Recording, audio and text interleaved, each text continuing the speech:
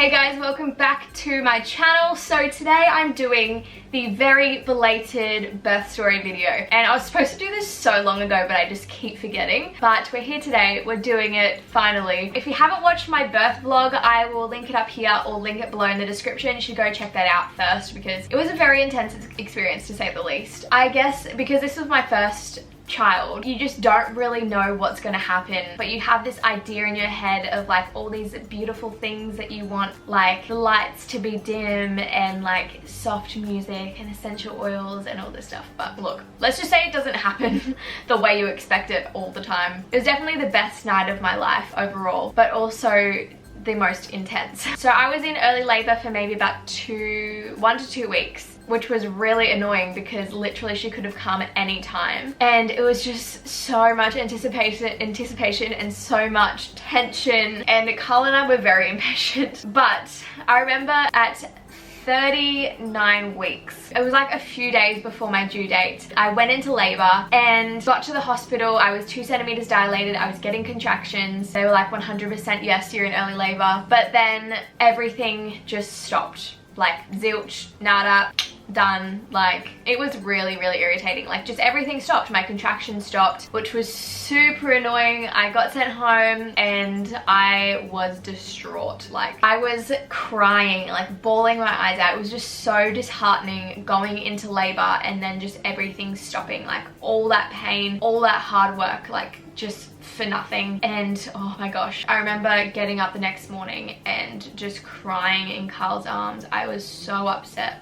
So moving forward to the 24th of April around maybe 5 p.m, I started getting contractions consistently, like they were like every 8 minutes and then every 7 minutes. And that probably continued up until I think it was about 10 p.m. when Carl and I were laying in bed, literally for 5 minutes. Carl fell asleep and I felt this massive pop. I thought Nalu kicked me like really hard in the ribs or something. It didn't really hurt, but I heard it, like actually heard this massive pop inside of me. It was literally the weirdest thing I've ever felt in my life. And then I woke Carl up and I was like, I don't know what just happened, but I think my waters just broke. And he was like, are you sure? Like, are you 100%? Because this has happened multiple times. Not the pop, but me thinking my waters had broken. And I was like, yeah, like I felt this really weird feeling, like this massive pop.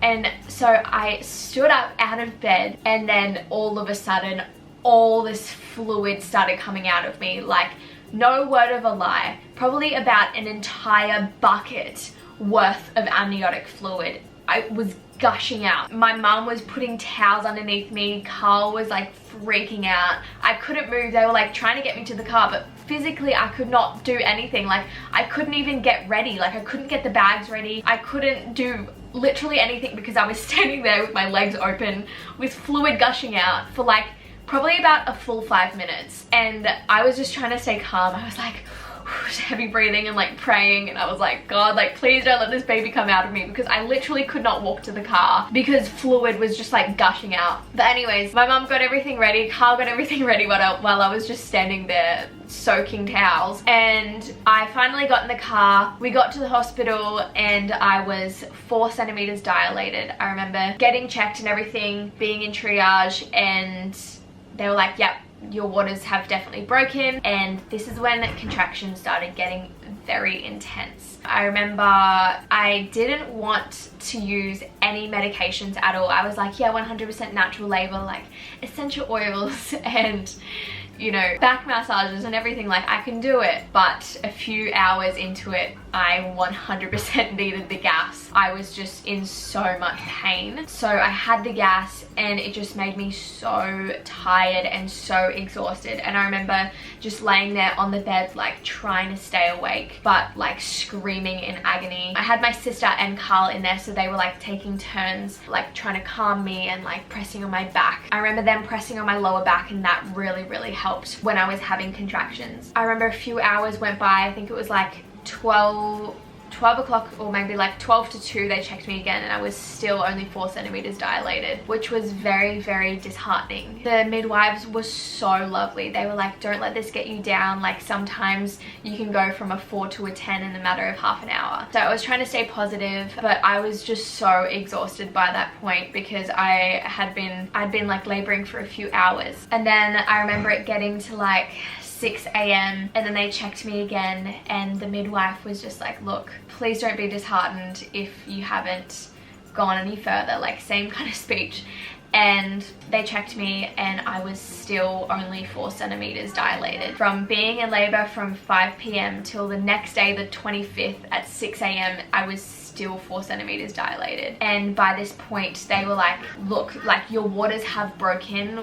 We don't want the baby getting an infection, because if Nala got an infection, you know, she could possibly die. It would cause problems with me and Nalu and everything like that. And we were all kind of freaking out because nothing was progressing, and you know, Nalu was kind of in there with no fluid. Her heart rate was going up and down. It was fluctuating, which they were very concerned about. And they were actually considering putting a like a little monitor on the top of her scalp. So they would have had to put it in her scalp, like break the skin on her head and put a chip, like a monitor chip in her head. And we did not want that at all. That was very, very scary, but we had to consider it because I mean her heart rate was going up and down. Sometimes they couldn't even check it with the heart rate monitor and stuff on the outside. So that went on for maybe, I'd say, an hour or so, where they couldn't find her heart rate and they were considering putting the thing in her head, but then they'd find it again, and that was very, very scary. So I remember getting to a point where I was so exhausted, like I was just done, and there was obviously risk of Nalu getting an infection and everything because I wasn't progressing. So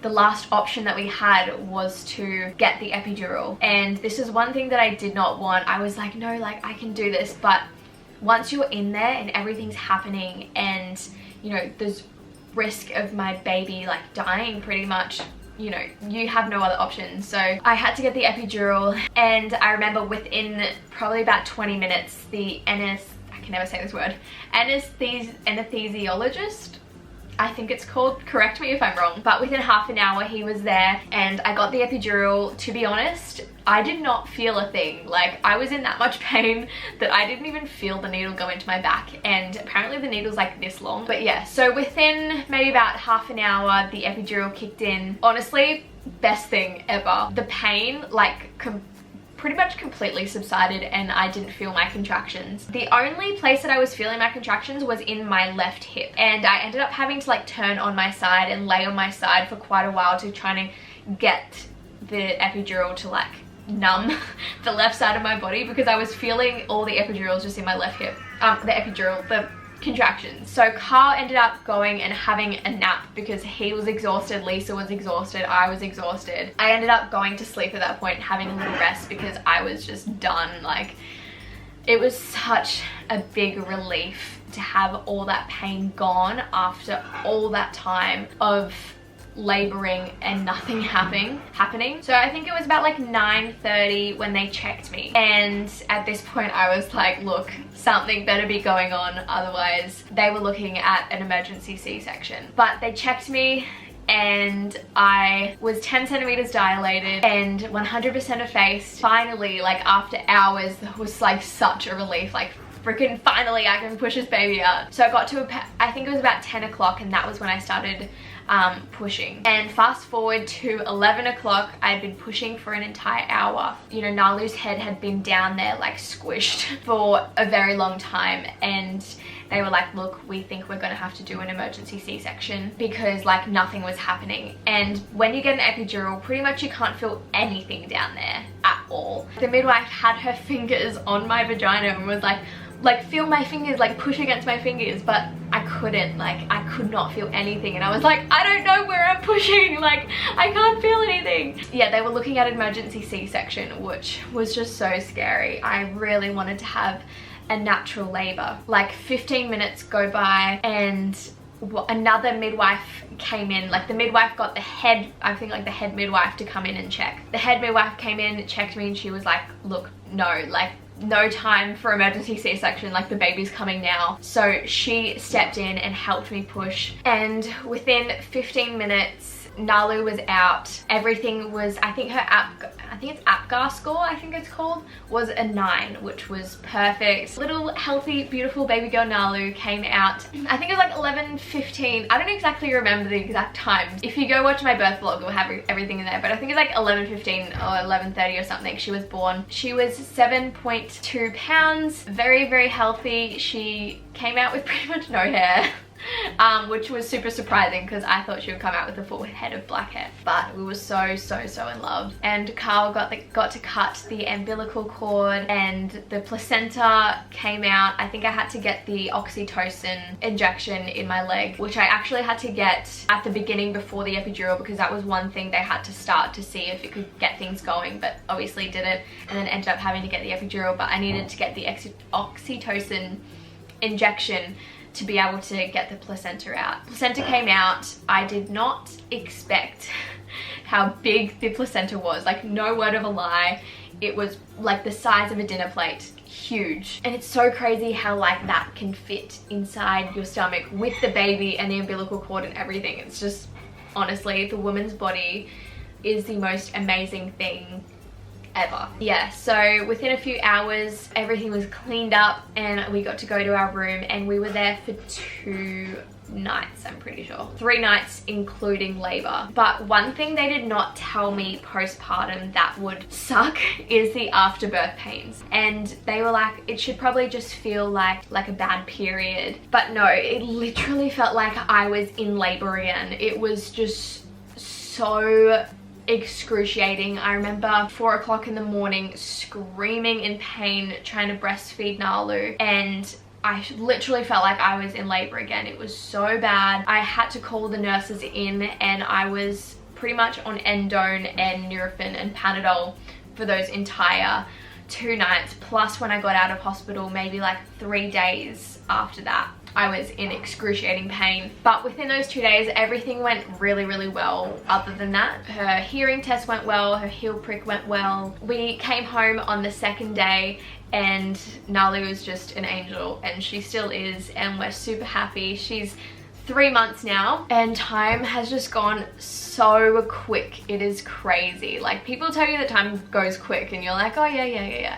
But honestly, time goes so quick. Like, it feels like we brought her home from the hospital like a week ago. But yeah, that's pretty much the entire experience. It was the most beautiful time of my life, but also the most crazy. But yeah, I hope you guys enjoyed this little story time, and if you guys have any ideas or suggestions or anything like that of what you want to see on my channel, please leave me a comment below, because I love getting your ideas on videos and content that you guys want to see, because this channel isn't for me, it's for you guys. But I love you all. I hope you guys enjoyed, and if you did, don't forget to give this video a big thumbs up, comment down below, and subscribe to my channel, and I'll see you all in my next video. Bye! Mwah.